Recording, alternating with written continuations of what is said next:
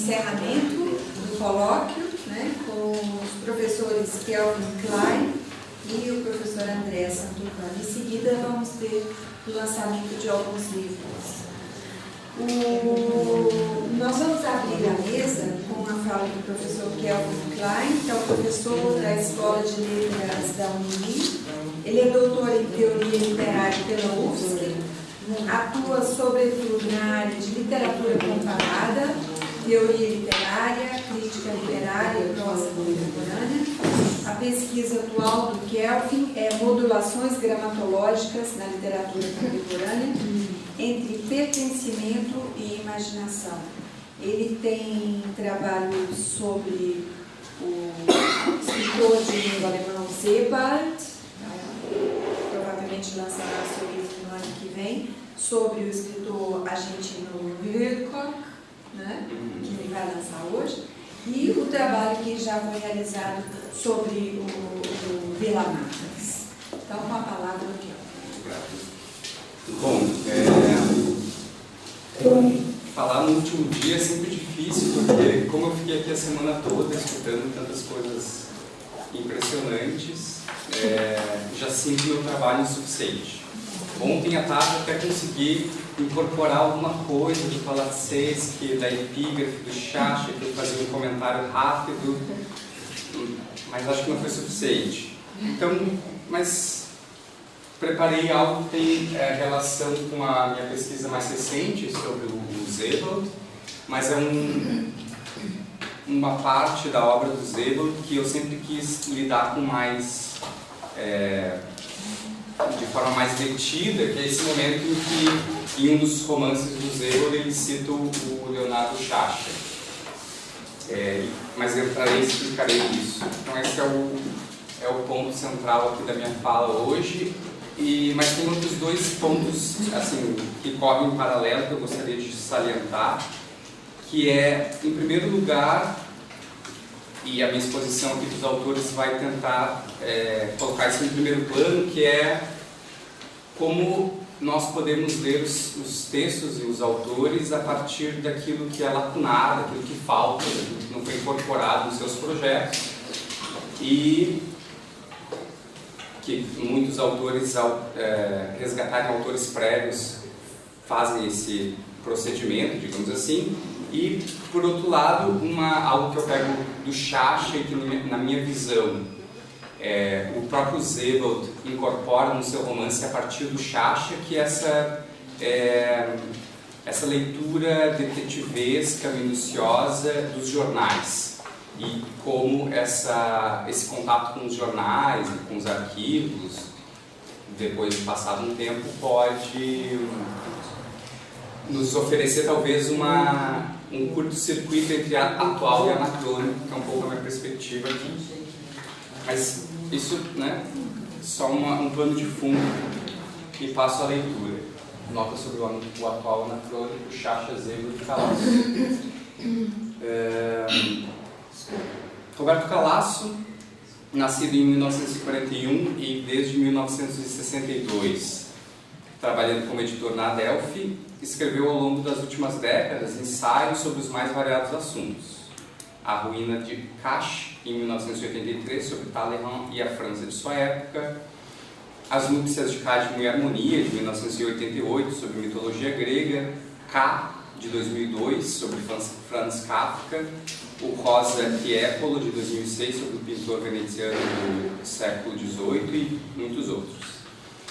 Calasso é extremamente atento no que diz respeito à forma de seus livros, o modo como organiza e dispõe o conteúdo propriamente dito. Nesse sentido, é possível dizer que Calasso tem a montagem, o corte e a colagem como ferramentas recorrentes em seu trabalho.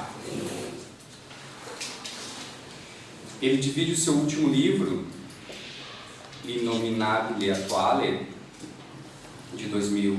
lançado em julho de 2017, em 3 partes. A primeira chama Turistas e Terroristas. A segunda, A Sociedade Vienense de Gás. E a terceira, Avistamento das Torres. As 2 primeiras partes regulam de extensão, de 70 a 80 páginas, mas a terceira parte é brevíssima, contendo apenas o resgate de uma anotação de Charles Baudelaire, um sonho ou visão, em um papel que Calasso declara como indatável. Nessa anotação, Baudelaire diz ter visto a queda de uma torre, um enorme edifício, queda essa ignorada pelas nações. Calasso faz o paralelo com as Torres Gêmeas e o 11 de setembro e encerra o livro. Na primeira parte de L'innominabile Attuale, Calasso disseca a categoria do homo secularis, ou ainda a presença do secularismo na sociedade moderna, as relações possíveis entre as categorias sociais e as categorias religiosas, e como essa tensão permanece e se intensifica hoje, especialmente nesse confronto do título, turistas e terroristas, aqueles que cultivam a mobilidade e aqueles que abominam a mobilidade, seja a mobilidade dos corpos, seja a mobilidade dos costumes. Homo secularis é inevitavelmente turista, escreve Calasso, e continua. Zapping e link formam vasta parte de sua vida mental. São operações pré-existentes que um dia alcançaram a configuração indicada nos dois termos, zapping e link. Bouvard e Pécuchet já se praticavam, sem necessidade de recorrer a qualquer suporte técnico. A segunda parte do livro apresenta uma coleção de citações comentadas e editadas por Calasso. Não são lembranças, ele escreve como introdução, mas palavras escritas, publicadas, ditas, referidas, registradas nos dias entre o início de janeiro de 1933 e maio de 1945. Fim da citação. Das várias fontes disponíveis, Calasso seleciona, por exemplo, os diários de Ernst Jünger, o momento em que fica sabendo dos campos de concentração, de extermínio, os diários de André Gide, sua insistente defesa de Hitler e Stalin, as cartas de Walter Benjamin e de Louis Ferdinand Céline, as cartas de Beckett, escritas durante sua viagem de meses através da Alemanha em 1936. Calasso completa. Todas as imagens daqueles anos, de qualquer proveniência, exalam algo de hipnótico. Foi o auge do preto e branco no cinema e na vida. Quando aparece o Technicolor, parece uma alucinação. Era como se o tempo tivesse formado uma espiral cada vez mais estreita, que terminava em um estreitamento. Seguindo a pista, fim da citação. Seguindo a pista de autores canônicos que mantém sempre próximos, como Benjamin ou Warburg, mas também autores mais restritos, como Roberto Baslin, Bob Baslin, Calasso opera pela via do fragmento e sua capacidade de fazer do leitor uma sorte de participante. Isso ocorre muito mais por conta daquilo que não é dito do que por conta do que é apresentado pelo crítico. Trabalhando a partir de lacunas e elipses, Calasso faz o leitor preencher os espaços vagos a partir do seu próprio repertório, fazendo da própria performance de leitura um evento de confronto entre atual e anacrônico. Uma dessas lacunas pode ser preenchida por uma obra não mencionada por Calasso, mas que serve perfeitamente em seu argumento. O livro em questão é Nas Sombras do Amanhã, de Johann Huizinga, recentemente publicado no Brasil. A data original de publicação, 1935, posiciona Huizinga no centro do período considerado por Calasso. E o subtítulo, Um Diagnóstico da Enfermidade Espiritual de Nosso Tempo, dá conta também da proximidade de tom e interesses. Apesar dos mais de 80 anos separando os dois textos, o contato entre Calasso e Huizinga faz saltar um ponto em comum. Ambos buscam o atual, o presente, entre aspas, sempre em confronto com o passado e com suas expectativas, calibrando aquilo que foi outrora desejado com aquilo de fato alcançado.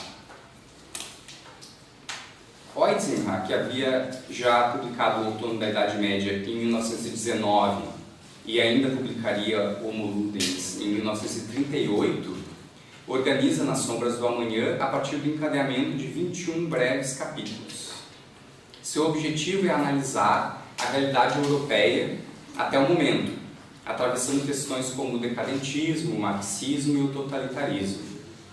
Assim como Freud, de 1930, de O Mal-Estar na Civilização, Huizinga transita continuamente entre os polos civilização e cultura, vida do espírito e vida material. Inclusive antecipa certas ideias de Walter Benjamin sobre a reprodutibilidade técnica, especialmente quando comenta o uso político da publicidade e certo enfraquecimento da faculdade do juízo, visível também no campo da arte. Vemos a produção artística em geral encerrada num círculo vicioso, em que o artista fica preso à publicidade e, por meio dela, também à moda, ao passo que estas duas se prendem ao interesse comercial, cito o Huizinga.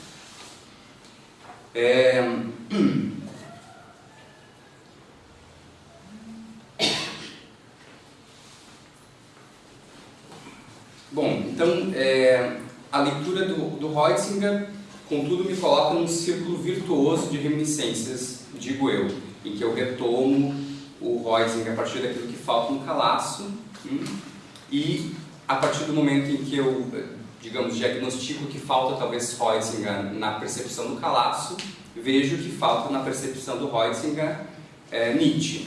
Então, eu faço esse encadeamento. Resumo, porque era um parágrafo muito longo. Ok, então falta o Nietzsche no Huizinga, digamos. Nietzsche já indicava que, para interrogar o valor de sua cultura atual, é preciso ser um pensador extemporâneo, isto é, não submisso ao espírito de seu tempo. A primeira extemporaneidade do extemporâneo consiste em considerar virtude aquilo que a modernidade percebe como um grande defeito, não ser do seu tempo. Longe de estar fora do tempo, o extemporâneo é antes aquele capaz, de alguma maneira, de se pôr de modo diverso no tempo, em épocas e culturas variadas, de se lançar a outros horizontes possíveis, longe da estreiteza e da univocidade do espírito do tempo que conduz a não mais querer se espantar-se, procurar, experimentar, segundo que Nietzsche escreve nos 2 primeiros capítulos da primeira consideração extemporânea. A ausência de Nietzsche no projeto de Huizinga é ainda mais eloquente na medida em que o subtítulo de Nas Sombras do Amanhã é um diagnóstico da enfermidade espiritual do nosso tempo, que é algo também tratado por Nietzsche nas considerações extemporâneas.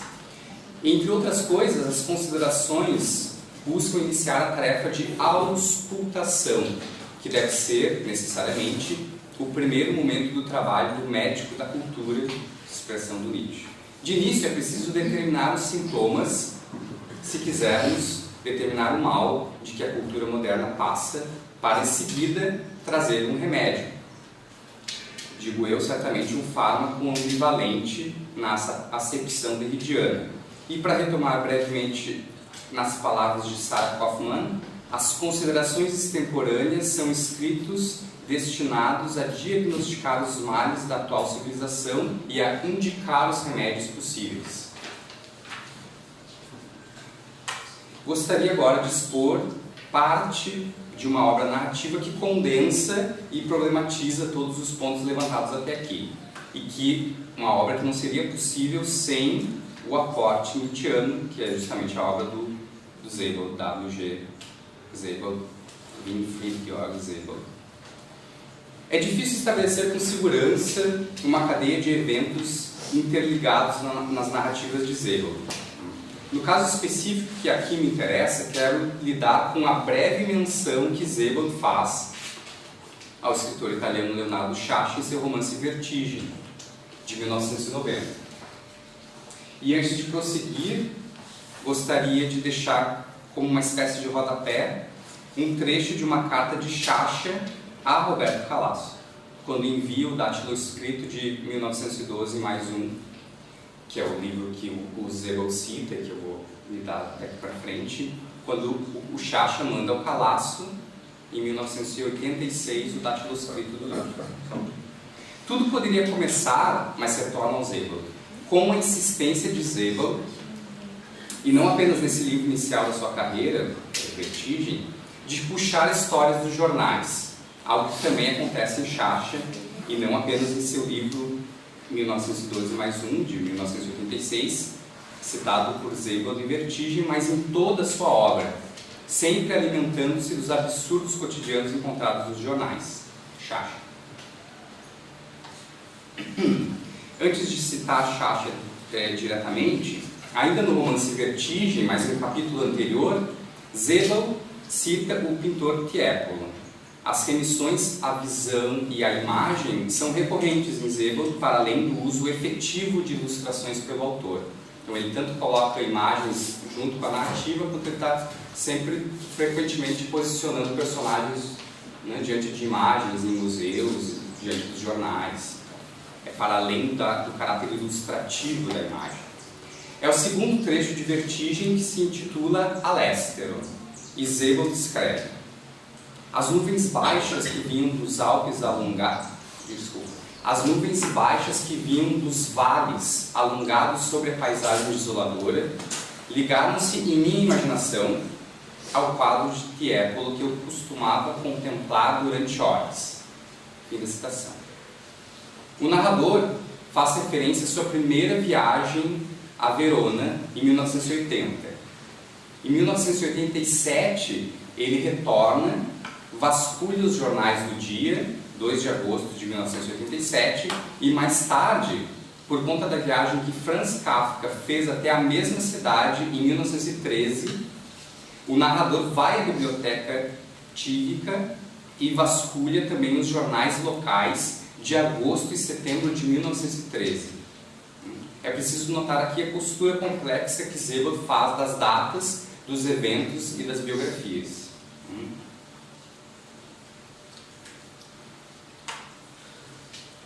Depois da visita à biblioteca, o narrador de Sebald encontra em uma praça um jornalista chamado Salvatore. Ele está lendo 1912+1, o livro de Sciascia. A história contada por Sciascia, de Salvatore, escreve Sebald, era uma sinopse fascinante dos anos imediatamente anteriores à Primeira Guerra Mundial. No centro da narrativa, que se desenrolava mais na forma de ensaio, e isso é importante porque é o modo que o Sebald escolhe para definir a narrativa do Sciascia, mais na forma de ensaio, estava uma certa Maria Boggioni, nata Tiepolo.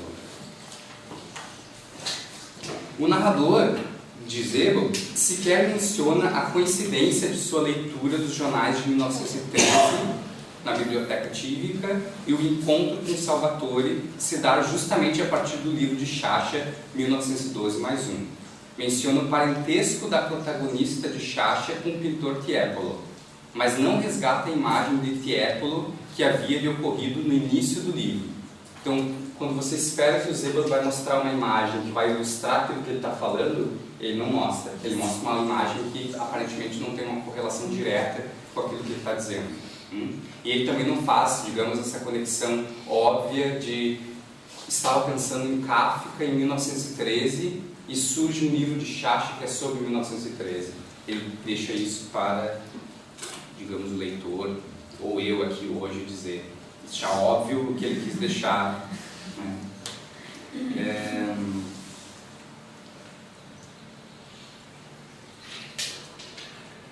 O que permanece também não dito e lacunar, mas também presente, bastante presente, é uma dupla semelhança que aproxima Sebald e Sciascia. O apego escrupuloso ao factual, ao verídico, ao jornalístico. E, por fim, essa narrativa que se desenrola mais na forma de ensaio, como define Sebald pela boca do personagem Salvatore. E cito o Sebald de novo. Salvatore já estava sentado diante do bar de toldo verde e lia. O livro que estava lendo tinha uma sobrecapa cor-de-rosa, com um retrato de uma mulher em cores escuras. Em vez do título, havia embaixo do retrato a combinação de números, 1912+1. Depois do serviço, disse Salvatore, eu me refugio na prosa como numa ilha. Sua miopia, e o fato de estar absorto na história contada por Sciascia o tinham isolado quase completamente de tudo que se passava ao redor. No centro da narrativa de Sciascia, que se desenrolava mais na forma de ensaio, estava uma certa Maria Oggioni, nata Tieppola, esposa de um capitano Ferruccio Oggioni, que em 8 de novembro de 1912 fuzilou o ordenança do marido, um bersagliere chamado Quintilio Polimar.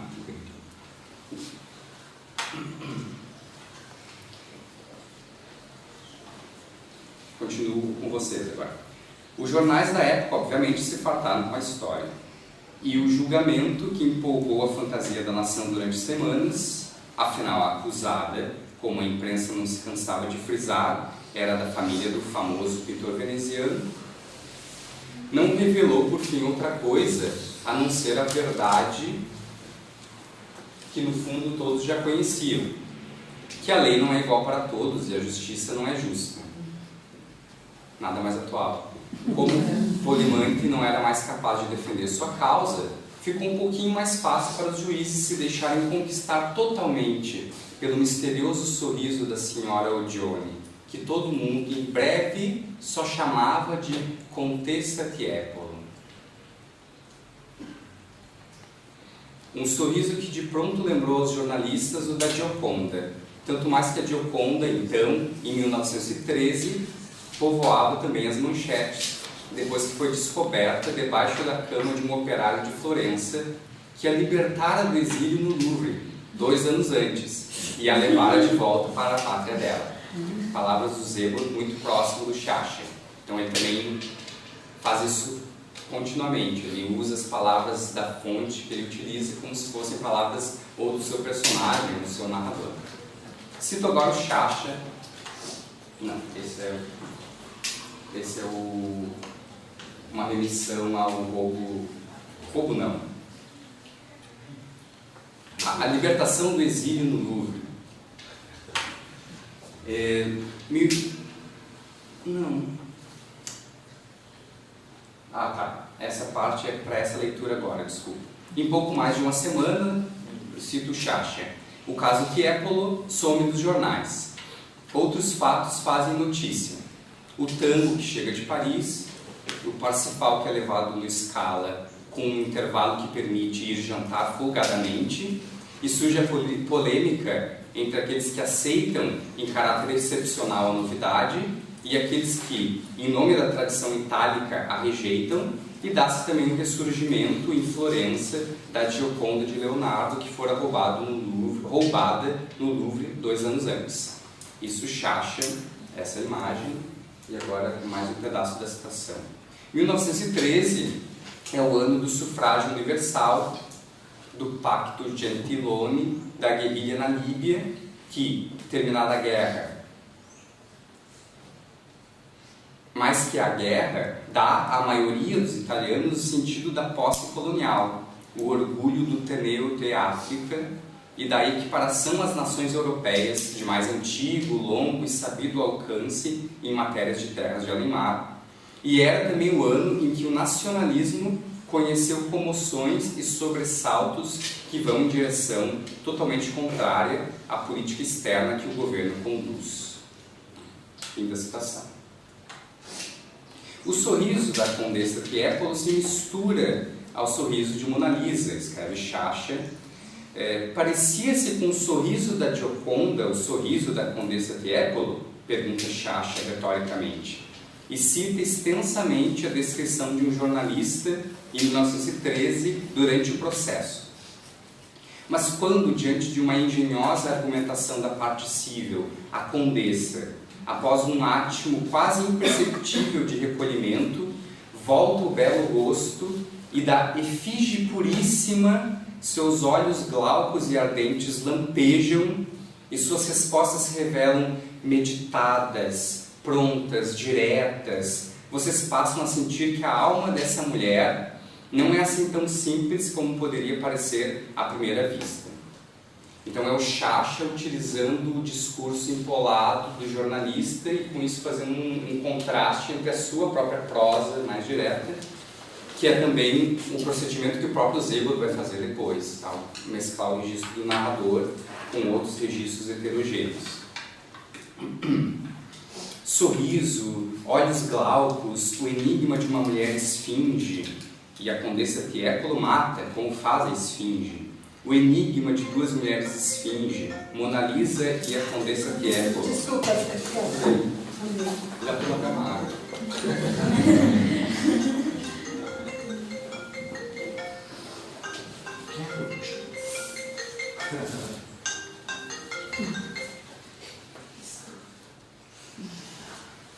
Ok. Se alguém mais tiver o telefone ligado, Agora não por vou favor. por ver. Vamos atender nosso problema, né? Desliga seu celular. Desliga seu celular. Obrigado por desligar seu celular. Melhor ainda. As mulheres esfinge, Mona Lisa, Condessa Tiepolo, aglutinadas nesse ano de 1913, tornadas simultâneas, cruzando atualidade e anacronismo, naquilo que Roland Barthes chamou de a estrutura do fait divers. E é justamente a partir do assassinato do detetivesco que Barthes inicia. Cito Barthes: eis um assassinato. Se é político, é uma informação. Se não o é, é uma notícia. O fait divers nos diz que o homem está sempre ligado a outra coisa, que a natureza é cheia de ecos, de relações e de movimentos.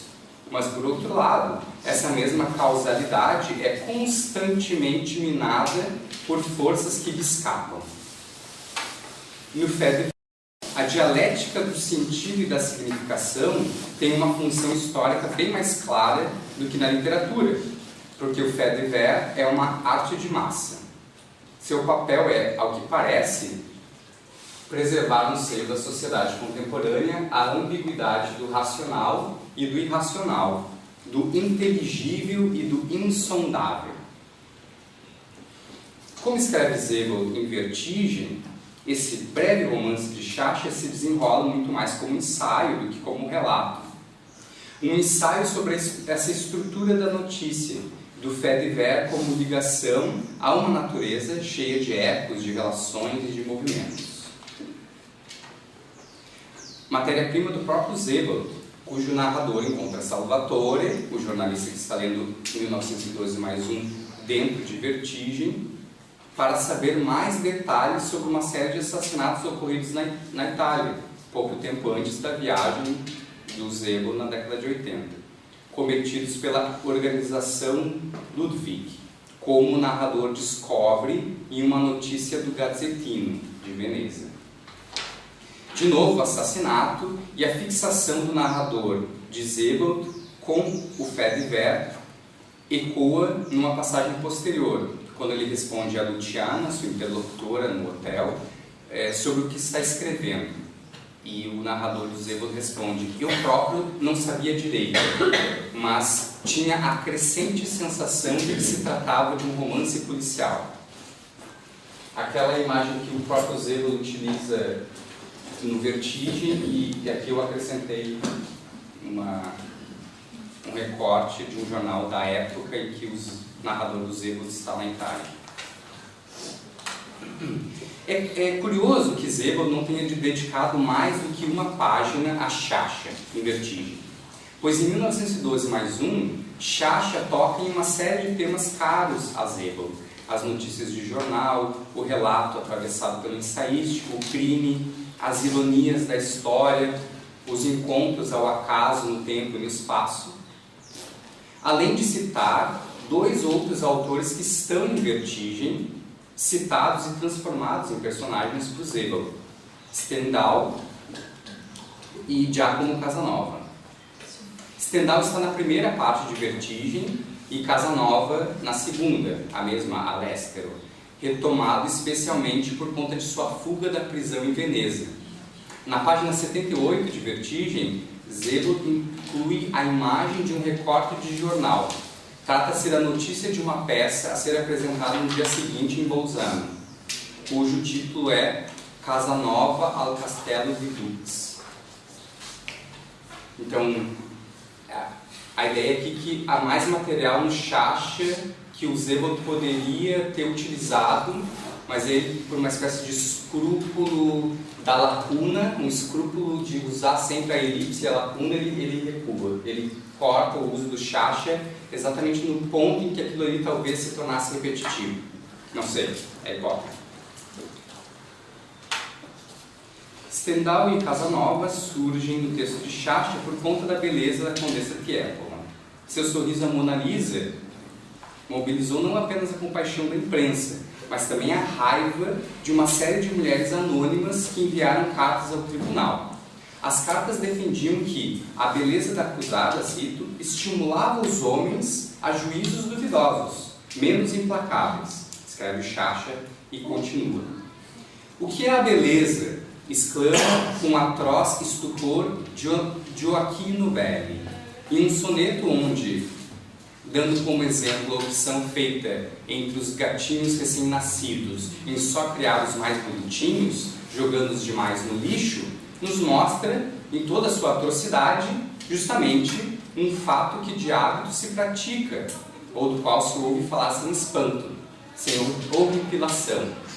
Mas a beleza de uma mulher, dizia Stendhal, é uma promessa de felicidade, seja ela reservada a nós ou aos outros. Fim da citação do Sciascia. E na página seguinte, Sciascia comenta o depoimento do professor Pompeo Bolmenti, senador do reino, estudioso de história veneziana, dando especial atenção à vida libertina da cidade no século XVIII e a seu cidadão mais ilustre nesse sentido, ou seja, Casanova. Estava publicando justamente naquele ano os Epistolari Veneziani del secolo XVIII, volumoso e ainda utilíssimo livro, estou citando o Sciascia. E dentre outros tantos trabalhos, já em 1910, deram uma primeira amostra dos Cartegi Casanoviani. Fim da citação. Polimante, o homem assassinado pela condessa, é ligado sutilmente a Casanova, no texto de Sciascia. Polimante teria retirado dos escritos de Casanova algumas táticas de conquista, escritos esses tornados populares na Itália, justamente por conta do trabalho do professor Pompeo Bolmenti.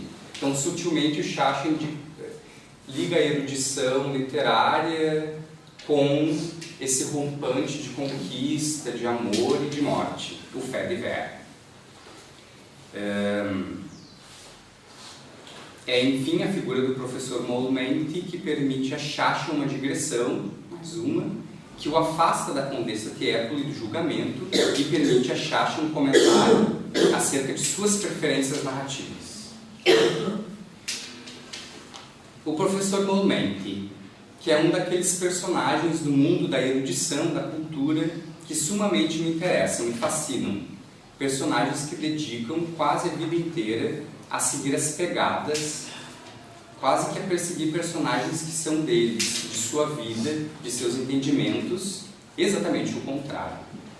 E me veio a expressão seguir as pegadas, pensando naquele que é o exemplo mais considerável, o católico e quase ou simplesmente jansenista Pietro Paolo Trompeu, austero, caseiro, de sempre casta locução, que começando ainda jovem a seguir as pegadas do ateu e libertino Stendhal na Itália romântica, seguiu por toda a vida, mesmo em outras partes e conjunturas, com um amor e uma sensibilidade quase diria inigualáveis.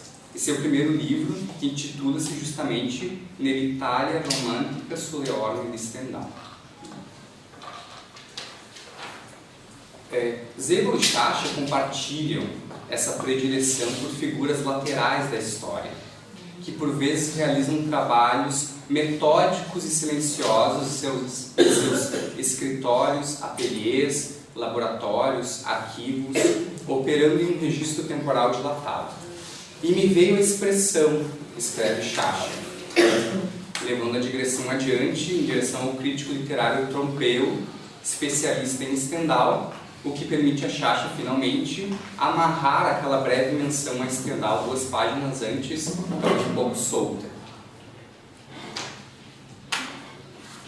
Se em 1912+1, em forma de digressão, Sciascia apresenta uma de suas predileções narrativas, personagens que dedicam a vida à investigação de outros personagens e temas que são seus opostos, em Portas Abertas, uma novelinha publicada em 1987, um ano depois de 1912+1, portanto, surge um personagem, um pequeno juiz, que lhe serve mais uma vez como veículo para predileções. Deixou de lado a leitura do Giuffredi, escreve Sciascia sobre o seu pequeno juiz, para procurar um outro livro, de que subitamente se lembraram, de Pitet, acerca do culto pelas almas dos corpos degolados. Tinha uma verdadeira paixão para desenrolar entre os seus livros e no seu pensamento o fio de extemporâneas curiosidades, desde que começara a ter alguma coisa a ver com os livros, razão pela qual os irmãos, que ficavam em cima dos livros com mais vontade e aplicação, consideravam numa espécie de vadio. Ele sabia, contudo, que só tinha tido a ganhar naqueles momentos ou dias perdidos, e de qualquer maneira sempre haviam sido motivo de prazer. Portas Abertas tem como assunto um julgamento por assassinato que ocorre no período do fascismo. O pequeno juiz recebe de um dos jurados uma gravura e a partir dela vai às leituras mencionadas. No fim do livro, quando o veredito já foi dado, o juiz visita o jurado em sua casa no campo. Eles conversam sobre livros. Era como se estivesse, cito Sciascia, era como se estivesse ansioso para falar de livros, de escritores, de tão raro que era encontrar alguém com quem pudesse fazê-lo. E depois de admirar as gravuras de Prosaspina deixando o livro, eles têm um seguinte diálogo. Muito bonito, não deve ter passado desapercebido de Stendhal em seu amor pelo Corégio. Não creio. E se por acaso ele tiver mencionado a coisa em alguma carta, em alguma anotação, o nosso Trompeu deve estar a par disso. Então, o mesmo, ao fim da citação, digo eu, o mesmo Trompeu que Sciascia também cita em 1912+1. Também em referência a Stendhal, e aqui desenrolando o fio de extemporâneas curiosidades, né, que é também a minha tentativa aqui, que já encerro. É a extemporaneidade inerente à ficção que nos permite realizar a costura complexa das referências, operando nessa ambivalência que oscila entre o atual e o anacrônico, deixando à mostra a arbitrariedade da cronologia e o caráter lúdico da história. A lição está posta para o Sciascia já na epígrafe de 1912+1, a epígrafe de Palaczewski, que coloco agora o final, não exatamente para terminar, mas para retornar a todas essas questões e textos, tornar indietro em uma divagante passeggiata nel tempo, como diz o próprio Sciascia no fim do 1912+1.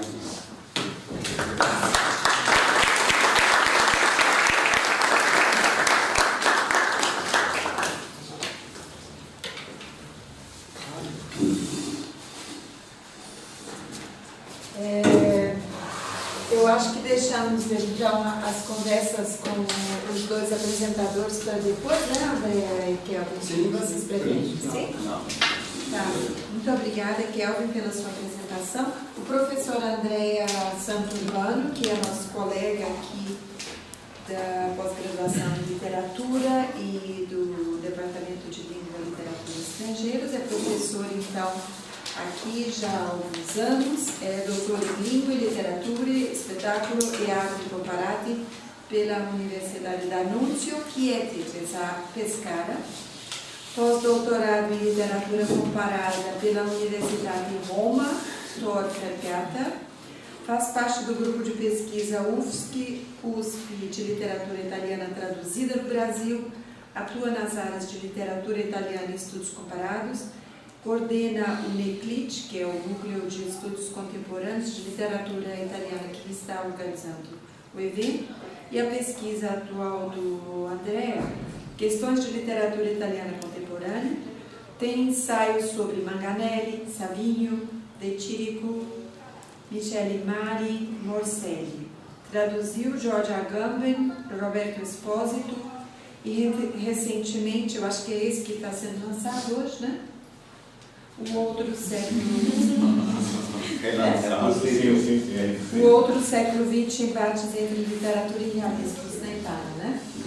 Tanta coisa que você esqueceu? Não, vamos ver o que vai dar para lançar, né? Eu fico aí de reserva, assim, sobrar tempo. Não, por isso eu falo. Obrigado, Cidinha. Eu concordo com o Kevin, né? Fechar. Você recebe tantas sugestões ao longo de uma semana que você começa também a enxergar outros versos sobre outros olhares. Eu confesso que tentei até uma operação prévia a partir do momento que a mesa ficou definida, que o professor Kelly me mandou resumo.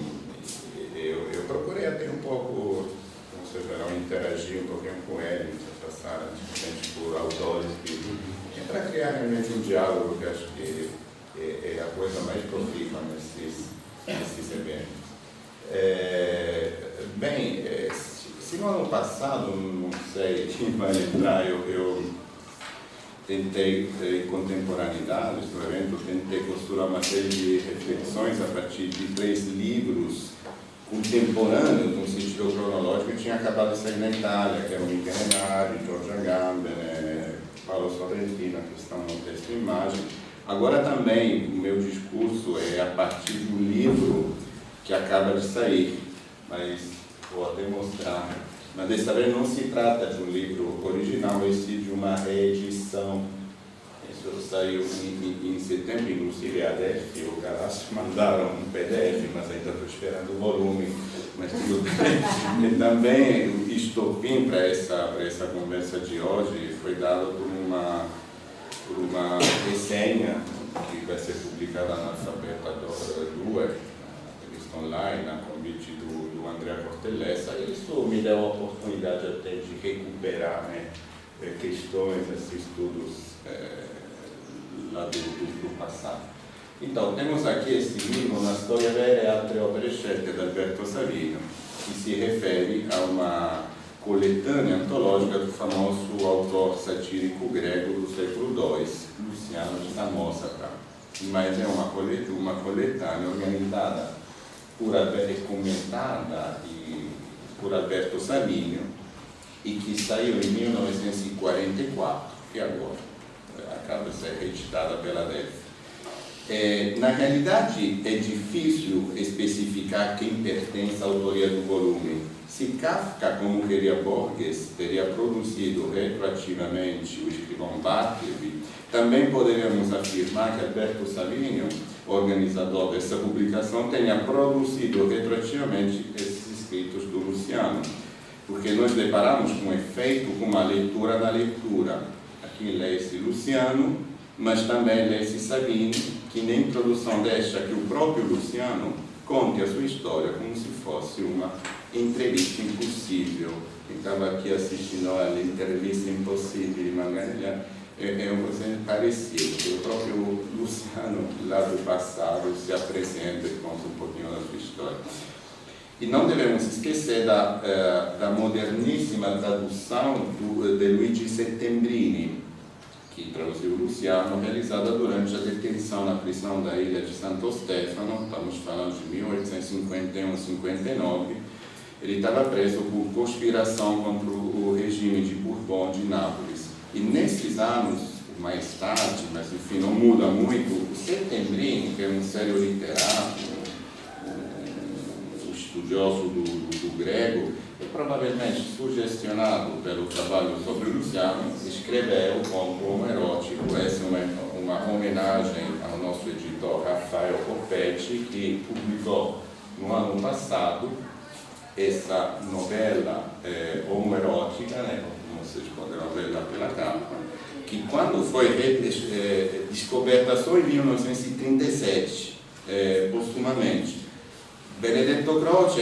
reprovou, aconteceu quase uma queda do mestre, então quase que desconsiderou. Quem vai publicar em 1977, quem vai organizar essa primeira edição é o Giorgio Manganelli. Então, como esse curto-circuito também, esse processo quase um pouco paratático, preencher um pouco as lacunas, né? Reatar os fios. Aqui também encontra, né, eu acho, um percurso, uma trajetória bem interessante. Rafael Copete, no ano passado, né, traduziu, publicou na tradução da Silvia Reggiana Meneghelini dessa novela. Mas voltando ao Luciano, ele é sem dúvida um autor moderno, até na acepção armeniana, que é contida na noção de contemporâneo, que Savino de qualquer forma antecipa na introdução, quando escreve. Cabe dizer que moderno aqui não é usado no significado temporal. Moderno é todo espírito não misticamente inspirado pelos mitos como Ésquilo ou Dante, mas consciente de sua autonomia mental, é que livre e desapaixonadamente contempla ao redor de si o mundo desdivinizado. Cabe frisar que essas traduções que estou lendo foram feitas agora por mim, enfim, tentadas, porque não tem tradução. Sabino tem muito pouco, né, de traduzido aqui. Outro aspecto importante, eu relevo que o escritor grego ganha numa perspectiva histórica. Gostaria que vocês acompanhassem, até para entrar um pouco no estilo do Sabino, na prosa, aqui estamos entre prosa e ensaio, é uma escrita bem interessante. Escreve o Sabino: Luciano era perfeito por qualidade de mente e por posição histórica, pois subiu ao ápice de tudo aquilo que o mundo antigo pensara e operara, assim como era perfeito Voltaire, pois ele também subiu ao ápice de tudo aquilo que pensara e operara o Renascimento e suas extensões. Assim como nós sentimos perfeitos, porque nós também subimos ao ápice de tudo aquilo que pensara e operara em tempos posteriores à Revolução Francesa, ou seja, todo tão rico e fecundo e complexo século XIX. Mas quero ser bem entendido. Perfeito não é, afinal, tal condição de privilégio a ponto de atrair sobre si a inveja e o ódio, e mais, a derrição que cabe aos fanfarrões. Perfeito é quem acaba se encontrando no fim de um período histórico durante o qual todos os homens operaram praticamente em concordância e foram guiados pelos mesmos princípios. Perfeito é quem sabe contemplar o panorama desse período histórico e sabe tirar as conclusões de seus sábios lá dentro e sabe aproveitar os ensinamentos que esse período oferece. Então, esse procedimento quase iterativo, meio irônico, meio lúdico, mas claramente colocando questões, né, até nesse sentido anacrônico bem interessante. O aspecto mais interessante do livro de Luciano gira em torno de um paradoxo. A verdade grega foi outrora abalada com a afirmação "eu minto", que lembra Michel Foucault no Pensamento do Exterior, ao fazer referência ao famoso paradoxo do mentiroso de Epimênides, segundo o qual todos os cretenses seriam mentirosos, inclusive o cretense que, ao dizer isso, pretende afirmar a verdade. Luciano Samosata, que, como vimos, já podia observar o epílogo da civilização grega helenista do alto do século II, depois de Cristo, pode retomar a questão em abertura da história verdadeira, né? É o conto praticamente mais famoso do Luciano, que também dá o título a essa coletânea, com uma contundente declaração, escreve o Luciano, não estou citando literalmente, resumindo. Ele escreve que o que está prestes a contar é uma mentira, apesar de mais razoável de muitas outras, e que, aliás, dirá uma única verdade, que todo o resto é mentira. A intenção é paródica, na esteira, todavia, dos sérios critérios historiográficos que o próprio Luciano havia indicado na carta como se deve escrever a história, em que ele já criticava a falta de objetividade dos historiadores na narração dos acontecimentos. Ironicamente, no decorrer dessa narração maravilhosa, que é essa história verdadeira, critica os sábios que não acreditam no poeta Aristófanes. Ele escreve a punição destinada aos mentirosos, especialmente aos historiadores, que não escrevem a verdade. Todavia, a intenção de Luciano não é somente a de polemizar com historiadores e filósofos e suas respectivas certezas, quanto a de demonstrar que o caos do mundo não permite uma demarcação tão nítida entre o fictício e o real. Real que muitas vezes não se apresenta muito mais lógico do que o fictício. Ora, ao repropor, já em plena Segunda Guerra Mundial, 1944, esse clássico quase esquecido, né? Justamente só podia ser o Alberto Sabino, que nos mesmos anos vinha escrevendo artigos para jornais que serão posteriormente reunidos sob o título de Nova Enciclopédia, em que o habitual e funambulesca argúcia não deixa de abordar tal questão.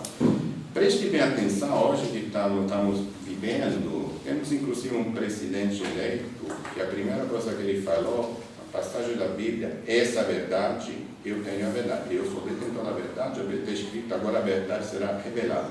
O Sabino, em 44, mais ou menos, escrevia: o maior defeito é a profunda imoralidade dos regimes absolutistas, como de toda a condição absolutista, e o princípio da verdade única. Enquanto se sabe que a verdade humana, a nossa verdade, a verdade verdadeira, é feita de verdadeiro e de falso. Mas de falso do que verdadeiro. Aqui vem sempre a ironia contundente do Sabino. A leitura de Luciano nos projeta hoje para aquele mundo de religiões e mitologias já observadas a partir de um olhar laico, corroborado por um distanciamento histórico. Considere-se, por exemplo, agora vou citar um pouquinho o Luciano, para pegar um pouquinho, entrar um pouquinho no espírito da obra. Num desses pequenos tratados histórico-informativos da deusa Síria, é narrada, por exemplo, uma versão da Arca de Noé. Ao descrever o buraco por onde teria saído a água depois do dilúvio, né, localizado, né, esse buraco na atual é tristemente famosa Alepo, na Síria, humoriza Luciano: eu vi essa cratera, está debaixo do tempo, e é bem pequena. Se antes era maior, e agora se tornou assim, eu não sei. A que eu vi é pequena. Então, questiono se foi essa água do dilúvio. É o conto epônimo dessa coletânea História Verdadeira, que tem tradução em português, tá? É uma viagem dissimuladamente autobiográfica, viagem que revisita a tradição mitológica, histórica e olepórica entre batalhas interplanetárias, entre lunarianos e solarianos. É uma espécie de guerra nas estrelas antelítera. E relata também essa viagem maravilhosa também em meses passados na barriga de uma baleia. Tanto que o Sabino sugere, né, que com certeza o Collodi, né, devia conhecer esse episódio, sem dúvida. Em seguida, os encontros durante as peripécias marinhas com filósofos, historiadores daquele grande universo da cultura grega, algo de ironia, ainda que de uma ironia afetuosa. Pois a ironia, conforme sinaliza Sabino na introdução do volume, é uma forma de amor indireto, e o amor mais sutil, um amor mais ciumento. Ele define assim essa ironia. O que não deixa ainda hoje de surpreender um autor como Luciano, a constatação, entretanto, as muitas sugestões, quase que como imagens dialéticas, que continuarão a brilhar nos séculos por virem, em temas de crítica literária, de relações entre história e literatura. Por exemplo, já encontramos colocada aqui nessa obra a questão da intencionalidade, da vontade do autor. Perguntado a respeito, o Homero, que aqui é personagem, se faz personagem, pergunta para Homero: por que começaste por canta-me a cólera, o Deus, né, famoso início da Ilíada? Homero responde: porque assim me passou pela cabeça. Ou por acaso tu acreditas que pensava nisso? Poderíamos até nos perguntarmos: quem está escrevendo, Luciano ou Sabino? E no final é lançado o ataque aos historiadores, confinados numa espécie de região infernal. As penas, cito, as penas mais graves são atribuídas aos mentirosos, especialmente historiadores que não escrevem a verdade, como Tesias de Quinto, Heródoto e muitos outros. Ou seja, ainda que sob forma de sátira, é posto em xeque o regime da verdade da história, antes de Marc Bloch e antes dos vários Michel de Certeau, Roger Chartier e também o Carl Gisborne, que acabam se defrontando com um evidente dilema. Literatura e história compartilham, pelo menos, uma característica, a de ter uma dimensão narrativa, divisada, isto é, a elaboração de um discurso organizado no tempo e no espaço. E aqui começam possivelmente a divergir. Comumente atribui-se à história a necessidade de manter um compromisso com a verdade dos fatos, a serem, portanto, relatados, explicados e comprovados, enquanto que a literatura não teria que se ater a esse compromisso. Ora, ao privilegiar e se organizar em torno de categorias retóricas e narrativas, também para a história seria impossível dar conta de uma coincidência total entre os acontecimentos, tais como foram, e tais como eles podem ser narrativamente explicados. Tanto que Jacques Rancière chega até a reclamar uma exigência oposta, quando afirma que o real precisa ser ficcionalizado para ser pensado. E agora aqui eu pego um gancho e tomo a liberdade de citar o professor Kelvin, quando em relação ao autor, né, que faz da miscinezação entre regimes documentados, históricos, ficcionais, ou Zebas, que foi citado, o Kelvin aqui nesse artigo publicado na revista Aletria comenta o seguinte, falando do Sebald: os narradores de Sebald frequentemente lidam com os traços materiais de um passado que muitas vezes não entendem completamente. Um procedimento igualmente recorrente dos narradores é o de tentar suplementar tal falta de entendimento com a fantasia e a imaginação. Mais uma vez, portanto, vemos como não apenas a ficção não é antagônica à história, mas antes lhe oferece elementos para que ela possa ser complementada e de alguma forma pensada. E nem lembro o que coloquei isso também depois, nas imagens. Nesse eu falei o procedimento escrevente um pouco paradático, né? Precisaria realmente ser pensado mais a fundo, mas se a gente pensar, 44, né, a edição desse livro do Sabinho, que organiza o Luciano, nos mesmos anos, 44, 45, a gente assiste os bombardeios, né, na Alemanha, essa destruição.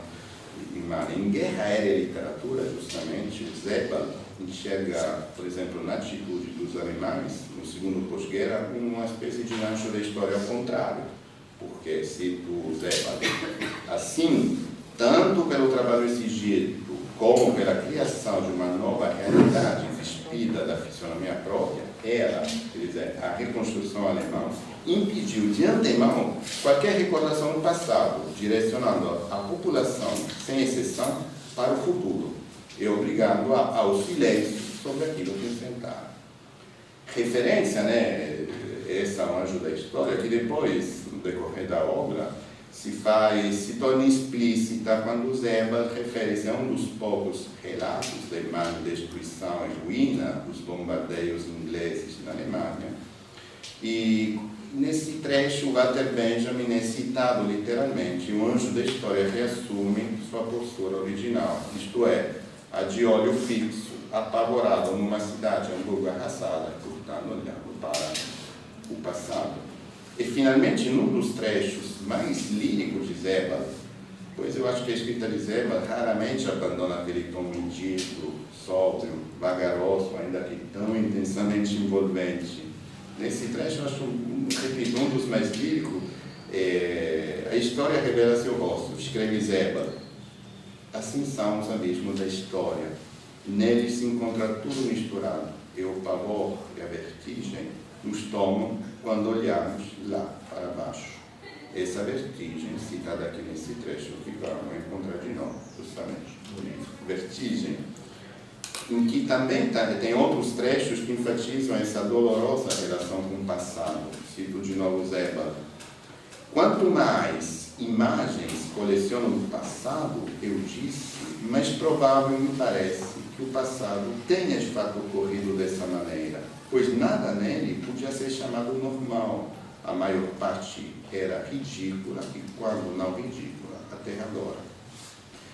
O escritor Julian Fuchs, um ensaio reunido em Ética e Pós-Verdade, acrescenta com muita pertinência em relação ao Zeba. Não será um excesso se eu associar aqui a ruína do território europeu à ruína do próprio romance. E sempre o Julian Fuchs continua sobre essa maneira de contar a realidade, de encontrar uma trama literária que posture melhor uma relação com a própria história. Cito: o real acode para devolver ao romance sua relevância, o real transformado.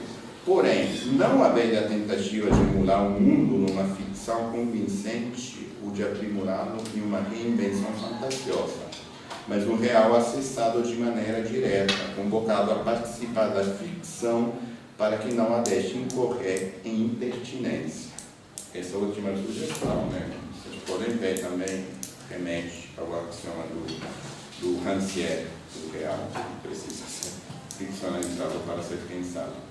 E também remete à narrativa, com certeza bem mais impertinente e irônica, que alimenta o diálogo cúmplice entre Luciano e Sabino, mas na esteira também de uma demolição de fronteiras narrativas rígidas, incluindo aquele autobiografismo matizado igualmente pelo hibridismo dos gêneros descritos, os quais em Sabino, cabe lembrar que Sabino nasceu e foi criado na Grécia. Nesse hibridismo das escritas mesmo, Sabino brotará num jogo contínuo de referências e de simulações, de recordações e livres associações recreativas. Lembra aqui alguns títulos do Sabino: Tragedia dell'infanzia, di Quaterlio, Narrate uomini la vostra storia, Infanzia di Vivasio Dolcemare. E aqui eu volto, né, a um conto, um breve conto do Sabino, em que ele mentirosamente e lucianamente autobiográfico, Formoso se chama esse conto, que é publicado na coletânea Casa da Vida em 1943, é contado uma viagem de carro a Roma em 1939 em companhia da mulher. Teríamos aqui todos os elementos supostamente autobiográficos. E vindo, não sei quem conhece Roma, vindo da Ponte Sant'Angelo em direção a San Pietro, ele, em 39, isso é real, o regime fascista mandou desfazer todo aquele antigo barco, né, antigo medieval, para abrir uma avenida grande que pudesse ligar, juntar essa ponte com a Praça São Pedro. Sabino conta isso de forma testemunhal. Ele passa, entra de carro e vê que esses trechos inóveis, mas ele cai num buraco não só físico, mas temporal. Aí conversa com o Vitor Rafael, ele vive uma espécie de epifania, de imagem, tal, vai, e revive um episódio que envolveu o famoso Papa Formoso, que dá o título. Não vou aqui, vou resumir, eu convido vocês a recuperar a história. Ele foi lançado no Rio, depois parece que fez o Chico, enfim, ele revive essa lenda como se fosse ao vivo.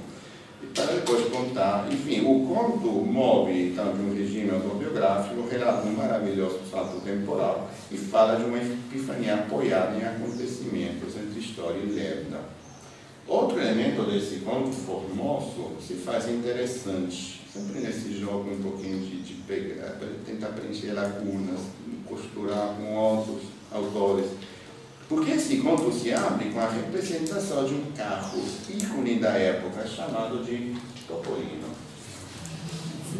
Topolino, seriamente. No si coloca Sabino, esse nome foi sugerido pelo próprio Mussolini. Sugeriu para Fiat, esse carro é da Fiat, ainda hoje, né? E chamado de Topolino, que nesses anos de 39, né, esse carro já tinha se tornado um sonho de consumo. Escreve Sabino a última moda do idílio motorizado. Entretanto, o Topolino Mickey, em português, não remete a um detalhe possivelmente significativo, pensando em prosseguir experiência e pobreza, até Benjamin, porque escreve o Benjamin. Uma existência de Mickey Mouse é um desses sonhos do homem de hoje. Um uma experiência cheia de milagres que não se limita a superar os prodígios da técnica, mas ainda se rir deles. Sabino também escreve sobre o personagem Topolino nesses mesmos anos, dialogando indiretamente com Walter Benjamin. Claro que não tinha um contato direto, não tinha esse diálogo, mas ele também, embora não vendo no Mickey a superação em negativo da experiência perdida numa modernidade fantasmática, mas sim um objeto poético, surrealista, novo o carro, o mesmo personagem da Disney. Sabino escreve sobre então o Topolino, essa versão, como um objeto surrealista quase, e por outro lado também de sonho, como apontado por Benjamin. Sabino escreve: Mickey desperta e torna plástico o animismo dos objetos. Mickey mostra com demiúrgica descontração que toda criatura humana, todo animal, toda miscigenação entre registros, documentos... Não. Desculpa. Toda coisa, todo objeto podem ser indiferentemente o que são e ao mesmo tempo uma outra coisa. Muitas outras coisas. Mickey mostra o outro lado de toda a moeda. Arrasa as trevas geradoras de terror, de superstição, quebra as pernas da idolatria. Então, para o Sabino, como vimos, idolatrias são também as formas fechadas, os gêneros definidos, sobretudo a história como um processo sinóptico e linear. No prefácio de Dicoté Clio, que é um atípico diário de viagem, ele avisa ainda: ao lado da história que segura gradualmente as ações dos homens, as encerra, as torna inoperantes, ao fantasma da história, o grande buraco, o vazio que absorve gradualmente as ações que escapam da história e as cancela. A nossa visão extraordinária se tornou extraordinariamente aguda e um momento extraordinário da nossa vida nos permitiu, por um instante, ver de novo dentro daquele vazio as ações canceladas, os fatos que não existem mais, os acontecimentos desaparecidos, o que ninguém jamais poderá ver de novo. E se os fatos cancelados fossem muito memoráveis, se o destino maior dos acontecimentos humanos, se a sorte mais nobre, mais alta, mais santa de nós, de nossos pensamentos, não fosse a história, mas o fantasma da história, acho que aqui teria realmente um bom material para pensar nessa imagem anacrata, a própria imagem dialética. Eu, para me referir nesse discurso entre história, a maneira de relatar a história, de enxergar a história, pelo viés também da literatura, eu aqui, estou terminando, gostaria de citar um autor que também foi debatido nesse dia, o Giorgio Manganelli, que no trecho de Nuovo Commento ele coloca: imitador e discípulo, fiz os primeiros ensaios de comentador, tentei no início glosar os historiadores, erro que com um pouco de sabedoria teria evitado, pois nada mais do que história mentirosamente consequencial é alheio ao grande comentário. E na entrevista Impossível, já citado, por exemplo, por Nostradamus, faz-se referência a uma ideia de ruinologia, passado, presente e futuro, como um cúmulo de ruínas e destroços. Essa ideia tem mantém uma relação estreita com Walter Benjamin, de novo, em particular com o Anjo da História. Nostradamus, nessa entrevista Impossível, escritas por Manganelli, seria, com efeito, um profeta da ruína, iluminado por imagens dialéticas. Fala Nostradamus, personagem dessa entrevista. Eis a palavra certa. Futuro, presente, passado, são três modos de observar, classificar, de morar os destroços.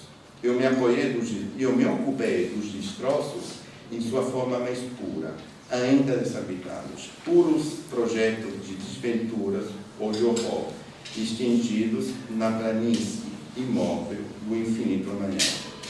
Então, segundo essa visão colocada nas palavras do Nostradamus, o futuro também vira um cúmulo de escombros, não faz senão se antepor ao passado, prevendo seu desfecho e mudar a categoria do tempo definitivamente de cronológico para cairológico.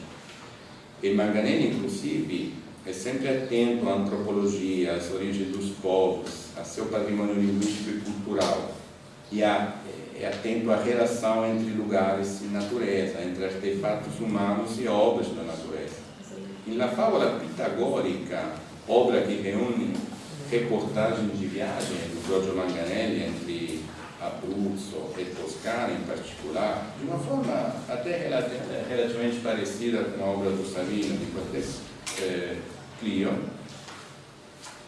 pode-se captar um sentido dialético também de cunho benjaminiano. Essa também queria ser uma homenagem ao professor André, a mim também, porque o Abruzzo é a nossa terra, de forma surpreendente, chamou muita atenção, pelo Savino, que tem vários relatos de viagem, pelo Giorgio Manganelli. São das poucas regiões descritas e visitadas por esses dois autores. Aqui Manganelli scrive, né? Se dovunque la costruzione dell'uomo finisce per identificarsi con lo spazio in cui si colloca, questo è straordinariamente vero in Abruzzo, dove pare esista una continua dialettica tra l'immagine del luogo e la presenza della costruzione. Sebbene esistano e frequenti presenze che diremo monumentali, non è mai possibile trattarli come monumenti, cioè immagini la cui coerenza, il cui senso si esprima nella pura qualità stilistica. Sia un esempio puro e semplice da inserire in una storia dell'arte. Ogni monumento è lì, in quel luogo, e quel luogo fa parte indissolubilmente della qualità stilistica dell'opera umana. È impensabile ammirarla in qualsiasi altro luogo. Os monumentos ou as ruínas, portanto, são subtraídos de uma colocação pacífica dentro de precisas coordenadas temporais. Aliam-se aos lugares que as contêm para gerar algo que está ali, passível de fala, sugerindo mais uma vez umas imagens dialéticas que fazem ouvir sua voz a partir de um tempo fora da história, o qual fica ali, imanente, mas inclusive talvez num sentido panteísta. Esse é também um aspecto, uma sugestão que se encontra em O Tempo em Ruínas, de Marc Augé, que cita a experiência de Albert Camus. Citou esse trechinho do Marc Augé. As ruínas existem pelo olhar que dirigimos a elas, mas entre seus múltiplos passados e sua funcionalidade perdida, o que se deixa perceber é uma espécie de tempo fora da história, a qual o indivíduo que as contempla é sensível, como se o ajudasse a compreender a duração que corre nele. Concluo aqui, né, essa minha fala com a consideração de que os exemplos mostrados, estimulados pelo tema da viagem e da memória, além de sinalizar a insuficiência de uma fabulação narrativa ou ainda de uma retórica circunstancial, visam demolir as bases de uma visão evidencial e sinóptica da história. Em suma, ao relevo Luciano, de onde começou um pouco essa viagem, assim como nas outras obras citadas, sempre se empenha aquela ideia de anacronismo de Guido Bergman, que inspirou este evento, isto é, de um palpitar, de um método, de uma montagem viva e fecunda de tempos diversos, e não do pecado capital apontado pelos historiadores. Enfim, de novo, os historiadores aqui estão no banco dos réus.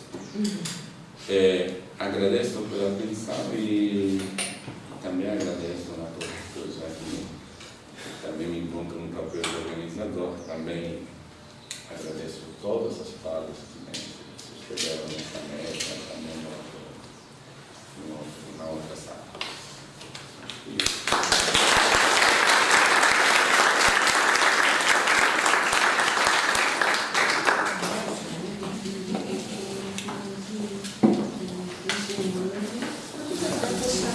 Assim, palestra, né?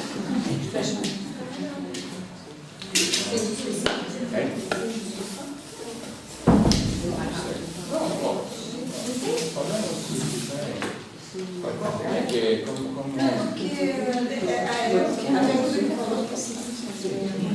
vezes fecha assim as palestras finais. Acho que sim. Abrir? Sim. Então, após as duas falas, porque a fala do André foi assim, bem eloquente, eu pensei que já tivesse vamos então abrir para discussão, né? Eu ontem li o livro do Kelvin sobre o Wilcock, né? E pensando em tudo que vocês falaram aqui, eu fiquei pensando também nessas estratégias que o Kelvin aprendeu, assim, que eu via lá no livro. Muito interessante pensar essas anacronias históricas também com os deslocamentos espaciais, né? Com o deslocamento desse escritor argentino para a Itália, né? E o seu deslocamento como narrador ali do livro, né? Em busca dessa figura e essas estratégias de pesquisa nos arquivos, né? E as comparações entre as edições. Então, são todas essas estratégias de erudição e de montagem de uma narrativa, né? E eu fiquei mesmo pensando nos próprios paideumas que vocês colocam, assim, dos seus escritores prediletos, né? E como que vocês montam essas suas falas a partir dessas figuras que lhes são caras, não é? Magalhães, Sabinho, né?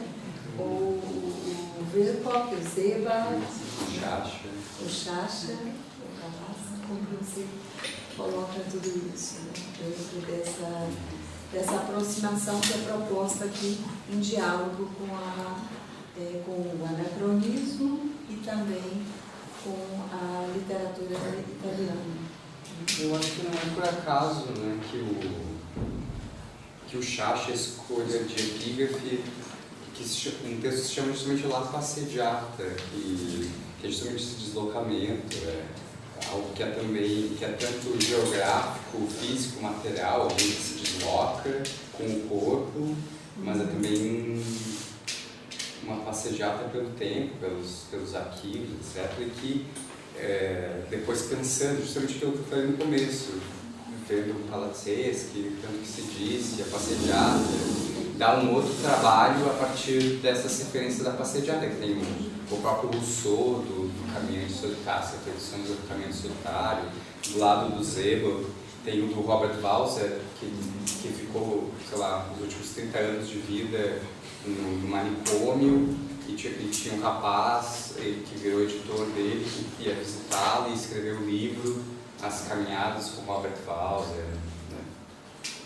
Era a partir da passeggiata, da caminhada, do deslocamento, que é um tema tão caro ao Zeba e também ao Chacha, seria um outro viés que poderia aproveitar esse contato do Zeba com o Chacha, e aproveitando muito mais a epígrafe do Palazzeschi, mas eu não sabia. Não sabia, só fiquei sabendo ontem mesmo, que o Palazzeschi era assim tão importante, que se eu soubesse que o Palazzeschi era tão importante, talvez tivesse feito.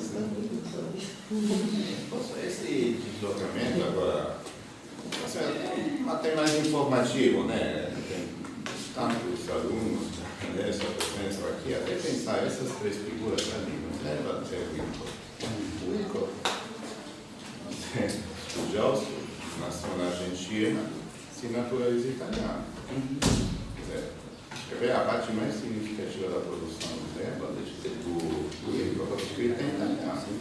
Ele escreveu que é escritor em italiano. Agora, Zeba é alemão, com 18 anos, né, ele se ensinou na Inglaterra. A vida como professor na Inglaterra.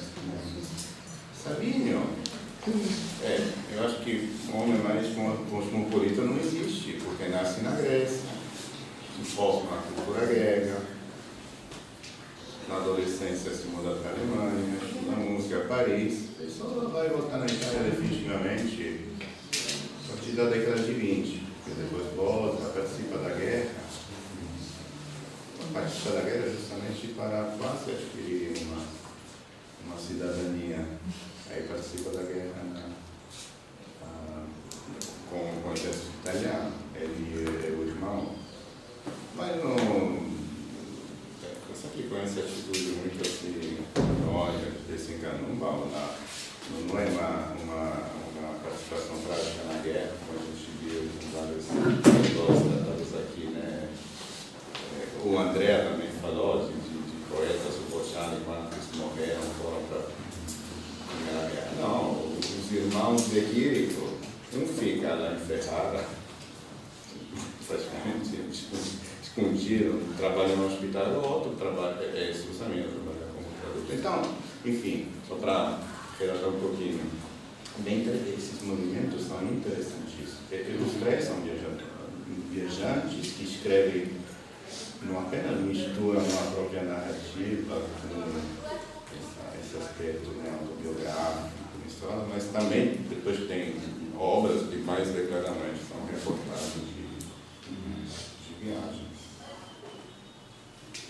E no caso do Wilcock, tem um livro dele que chama Fatos Inquietantes, Fato Inquietante, que é justamente ele vai atrás dos jornais, ele resgata os jornais não tão antigos, mas é uma convivência dele com os jornais, com a imprensa, e vai pensando essas coisas, que é como faz o Zebo, como faz o próprio Chacha, essa leitura detida dos jornais. Dos Fediversos. Eu até fiquei pensando que se teria sido a partir desse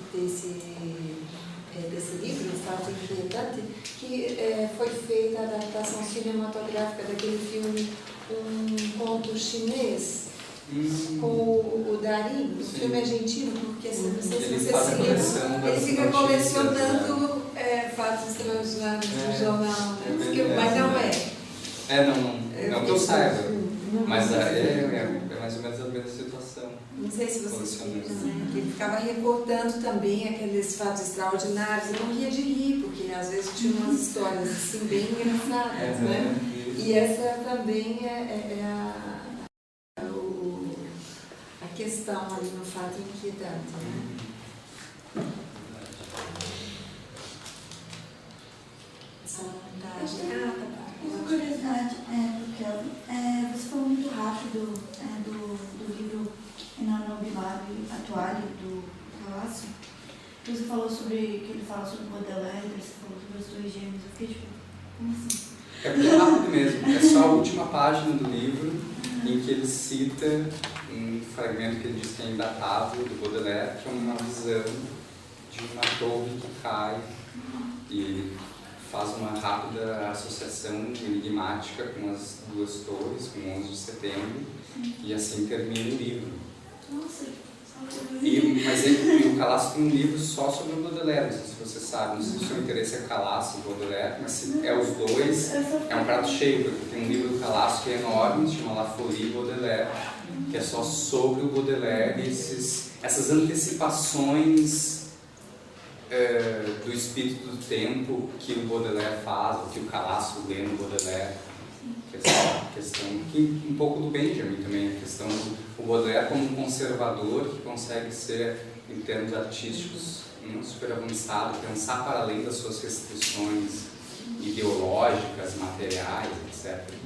E o Calasso vai nessa linha, nesse livro, A Folie Baudelaire, que é anterior a esse que eu apresentei.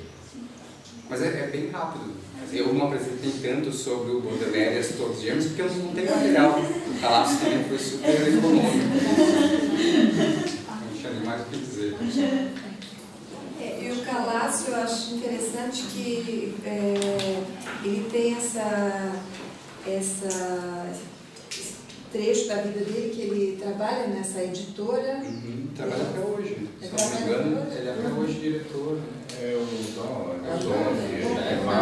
ele. A editora é ele. O Calasso que publica todo. Sim. Porque é a DEF que é a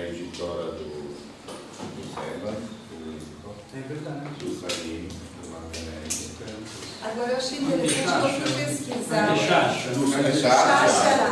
É tipo o pedaço da caixa que o Chacha manda pro Calaço.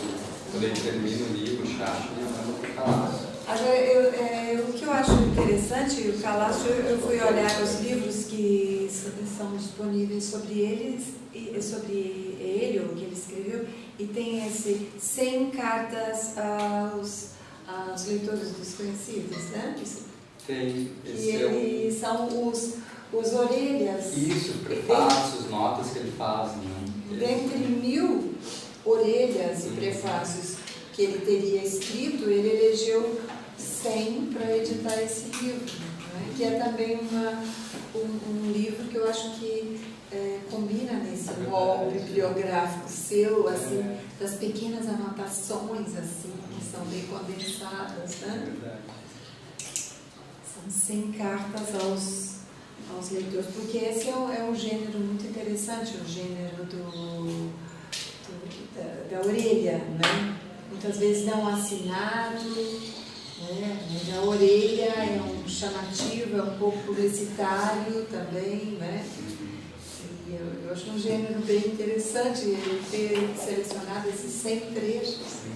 Fiquei curiosa para pensar isso. Não estou só rindo porque quem acreditava nisso é o Manganelli, a obra São Fácil. Ele que assinava as orelhas. Ah, tá.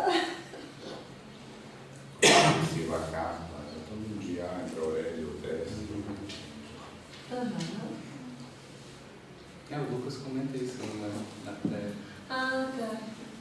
De como ele faz as próprias orelhas sem dizer. E o André tem um artigo sobre isso publicado no Mosaico. Inclusive, eu gosto dessas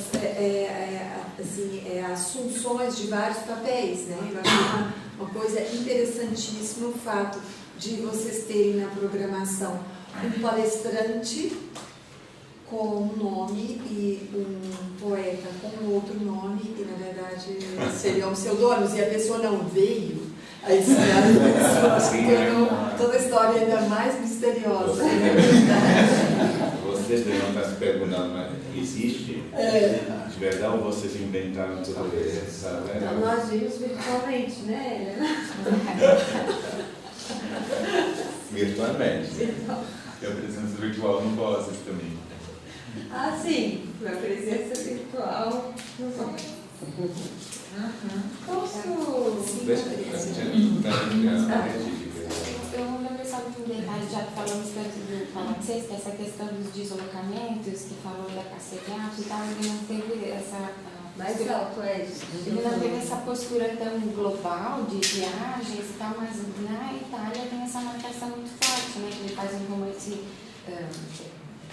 sobre Roma, né? Escreve sobre Veneza, estando lá, e as questões de Florença também, então tem esses locais italianos bem marcados no trabalho dele.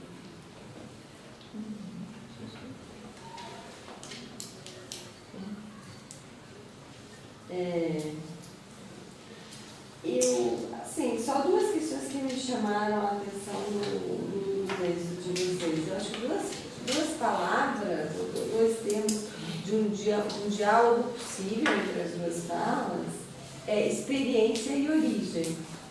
Eu acho que vocês trazem, vocês estão desconstruindo de certa forma o livro enquanto matéria acabada. Então é uma origem que está sempre sendo recolocada em questão, e vocês fazem isso nessa desmontagem e depois uma espécie de montagem, né, porque vocês estão arrumando aí algumas operações e colocam em evidência algumas experiências, sobretudo a experiência do leitor, que é aquele que vai dar um sentido possível ao texto. Não sei se vocês quiserem comentar alguma coisa nesse sentido. Então, por exemplo, a ideia da passeggiata, ela retorna, né, porque são as le passeggiate feitas por esses escritores que vocês evocam e estão reunidos depois na fala, mas há também uma passeggiata, que é a passeggiata de vocês nessa leitura, nesse momento em que vocês fizeram essa leitura e escolheram esse determinado percurso. É que a minha passejada foi antes de vir, me preparando, mas aí depois que passei toda essa semana aqui, eu vi que eu tinha que reposicionar, de certa forma, algumas das referências, e até voltei um pouco ao livro do Sciascia, e para ver com novos olhos, e agora que eu vou voltar para casa, enfim, a lista de leituras agora é enorme. Como é que eu vou dar conta? E aí, por exemplo, recuperando o Sciascia, ou recuperando o estilo e uma forma de escrever e de pensar o texto do Sciascia, é como se nessa experiência vocês também se colocassem como uma espécie de detetives. Claro. Né? Porque o Sciascia é o romance policial do detalhe, da desconstrução do detalhe, dos desenganos, né, do verdadeiro e do falso, como o André coloca. E vocês se colocam um pouco nessa posição desse leitor atento, né? Os indícios, para recuperar a tese do Kelvin, né? Uma espécie de inventário. Isso. Patrícia, eu até diria, muito bem colocado isso, eu diria que esse percurso detetivesco também, ele é muito levado pelo prazer da leitura. Exato. Né? Pela alegria da leitura. Um trechinho que tem ali no livro do Wilcock, que eu assim salientei muito, é isso. Uau, o que eu estou fazendo, eu estou perseguindo os leitores preferidos dos meus leitores preferidos, né? Os meus escritores favoritos. Olha, então...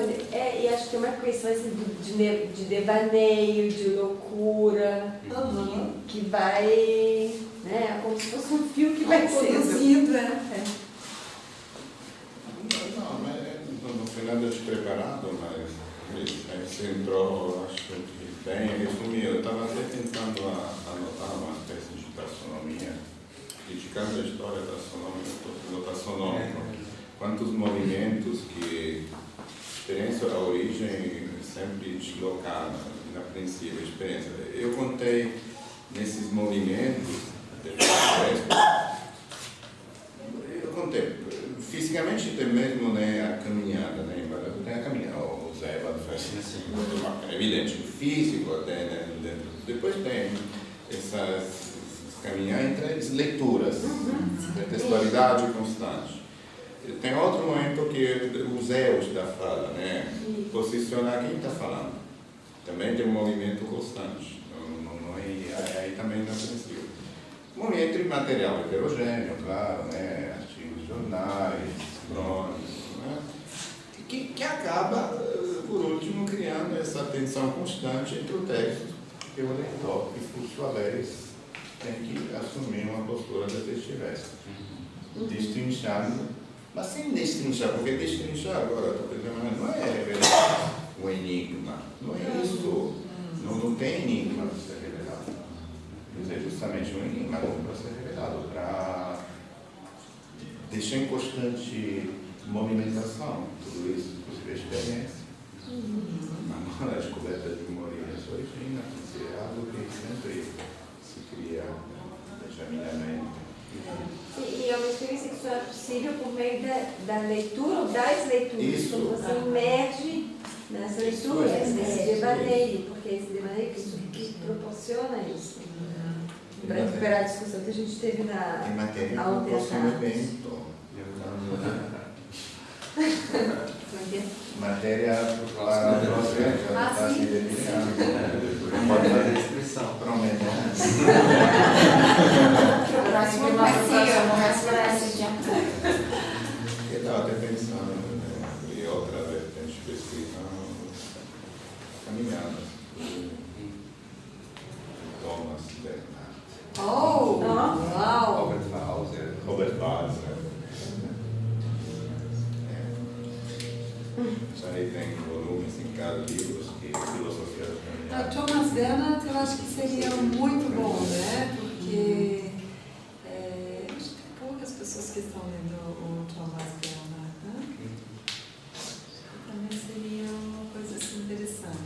gente fez um pequeno evento aqui com a Ruth Bubunovski e o Elano, sobre o Thomas Bernhard. Mas eu acho que poderíamos fazer também, talvez Que é também autor da Delphi, Thomas Bernhard. Ele está vendo? Claro, claro. Você tem contato com o Calasso, só trabalha. Poderíamos propor. Possiamo proporre che lavoreremo solo con Delphi, gli faremo un po' di pubblicità. Non è che il Calasso non si muove, però. non si muove, non ha bisogno di nulla. Ah, é? È una specie di, no, questa è una specie di tiranno, però ha un merito, il catalogo della Delphi insostituibile.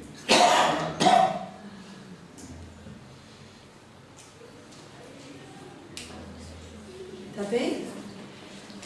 Então, essa foi uma mesa maravilhosa. Assim, eu acho que todos aqueles que têm a paixão pela leitura igualmente tiveram aqui um momento muito agradável de acompanhar um pouco as leituras preferidas desses nossos dois palestrantes que assim fizeram bastante jus a essa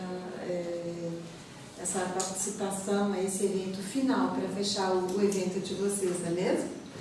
Então, agradecemos a todos. Eu fecho, então, essa mesa. E talvez a Patrícia ou o André queiram fazer um fechamento, assim, um pouco mais oficial do evento. Eu fecho e encerro essa mesa, né? Eu gostei da palavra. No, sono anche retorico, não, vamos falar uma coisa bem clara. Assim, acho que o importante é a gente... Eu não gosto muito dessas retóricas, sou bem... Porque fechar contra essas retóricas, acho que fazer um fechamento, acho que assim, o importante é que nesses dias estivemos juntos, conseguimos ter um diálogo, né? Nós somos... atuamos dentro da literatura italiana, mas o objetivo é também sair da literatura italiana, construir algumas relações, que estava no título do evento, movimentos possíveis, para voltar, talvez quem desejar, para a literatura italiana, né? E a gente construir uma rede de interlocução e que possa dar também para os nossos alunos uma formação. Então, acho que a gente tem essas duas questões, né? Uma rede de interlocução com pesquisadores intelectuais, por um lado, e por outro, algo que possa reverberar nos nossos alunos aqui como formação. E acho que nesse sentido o evento, na minha visão, foi bastante positivo.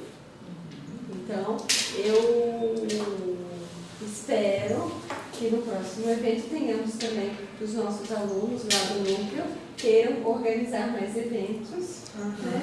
E continuem dividindo conosco essas tarefas. Aí convido a todos para o ano que vem, porque estamos, né, eu, a Andréa, a Ana Luísa e Cidinha, no Escola de Altos Estudos. Então teremos já um programa também transversal, que vai perpassar a literatura italiana, mas com essa oportunidade que a CAPES nos deu. Então todos estão convidados para daqui a um ano, em setembro, estarmos juntos de novo.